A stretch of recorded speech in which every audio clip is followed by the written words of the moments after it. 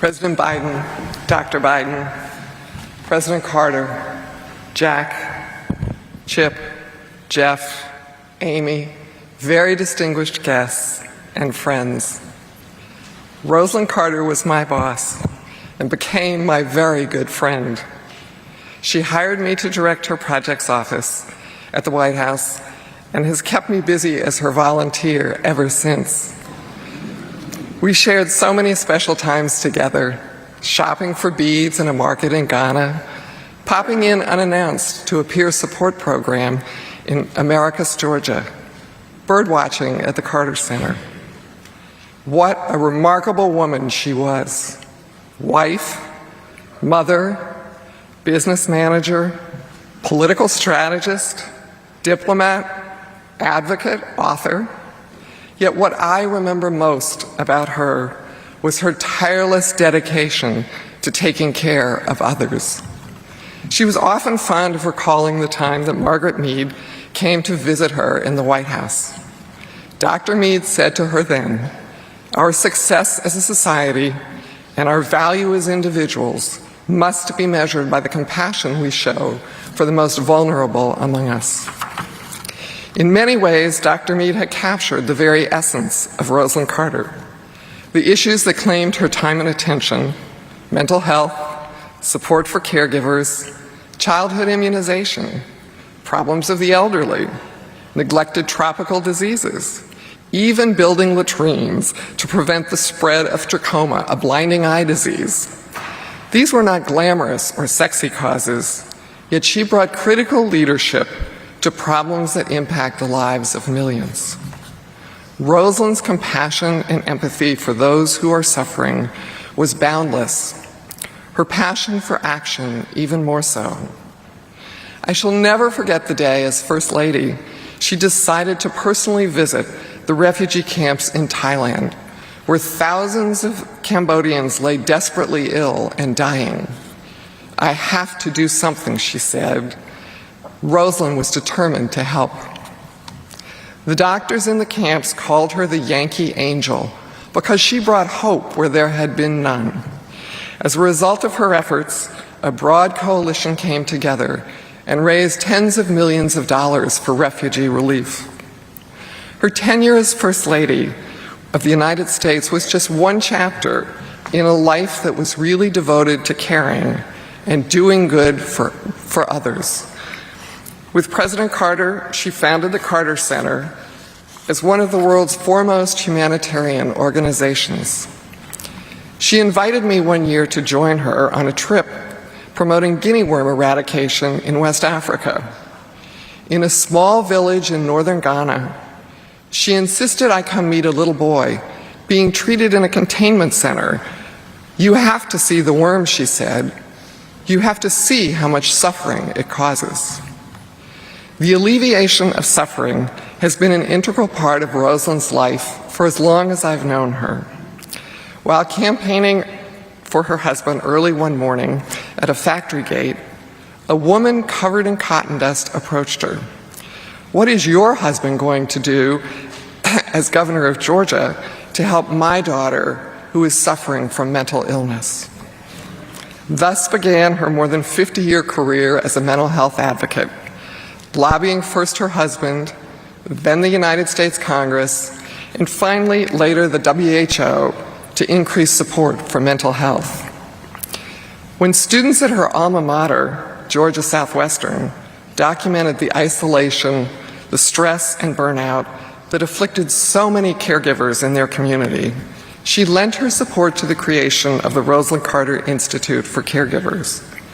Today, it is a national advocate for programs to build resilience and strength in families navigating the daunting challenges of caring for loved ones, a challenge that her own family has confronted with grace these last few years. Even the plight of the monarch butterfly did not escape Rosalynn's attention. Threatened by loss of habitat and in alarming decline, the monarch needed an advocate, and who better than Rosalynn? She first started with her garden in Plains, then she created a butterfly trail across Georgia, and finally, she wrote Michelle Obama. that the butterflies needed a garden on the White House grounds. A short time later, there was a garden on the South Lawn. What a remarkable life she led, born at a time and in a place where segregation was the norm. As a young wife, she joined the fight against racial discrimination in her church and her community. Raised during an era when opportunities for women were limited at best, she became an ardent advocate for the Equal Rights Amendment. She ensured that women were well represented in the senior ranks of government, and she even successfully lobbied her husband for equal pay for her East Wing staff, something for which I shall always be grateful. Married at 18 and the mother of 3 little boys by the age of 25, she became an invaluable business partner in the peanut warehouse operation. When Jimmy Carter decided to run for the state senate without consulting her, the last time he ever did that, she still pitched in as a key campaigner and political strategist, a role in which she excelled in the years that followed. She served our country as one of its most activist and accomplished first ladies. Her legacy is defined not only by her work in mental health, but also by the multiple roles she played as Jimmy Carter's closest advisor. Personal emissary to the leaders of 7 Latin American countries, consultant on his most important speeches, lobbyist for key legislative initiatives, and spokesperson on controversial policy matters. Once, as she departed for Iowa, just 2 days after the grain embargo had been announced, she quipped, "I happen to always be the first one out after a major decision or happening, but it's interesting." Whether it was the Mideast peace negotiations at Camp David or planning strategy for the Democratic Convention in 1980, Rosalynn was present and a full participant. She loved her time in Washington and was very sad to leave, but she returned to Georgia ready to pursue her passion to, as she once said, use my influence to give voice to those who may be powerless and persuade the powerful to listen.